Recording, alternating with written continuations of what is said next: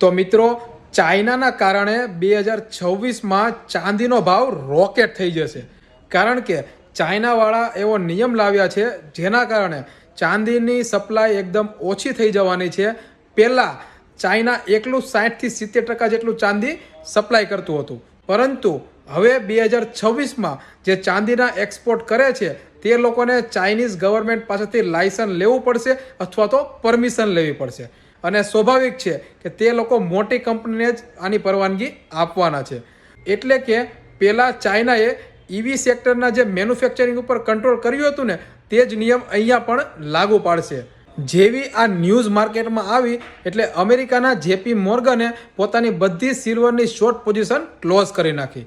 બાકી તમને શું લાગે છે, સિલ્વરનો ભાવ ક્યાં સુધી જશે? કમેન્ટ કરીને જરૂરથી જણાવજો. અને માર્કેટની આવી જ નવી અપડેટ અને ઇન્વેસ્ટમેન્ટ આઈડિયા માટે અમારી સાથે જોડાયેલા રહેજો. પેજને ફોલો કરી દેજો, રીલને શેર અને લાઇક કરવાનું ભૂલતા નહીં. મળીએ કાલે કંઈક નવા કન્ટેન્ટ સાથે. ત્યાં સુધી બધાને જય શ્રી કૃષ્ણ અને જય સિયારામ.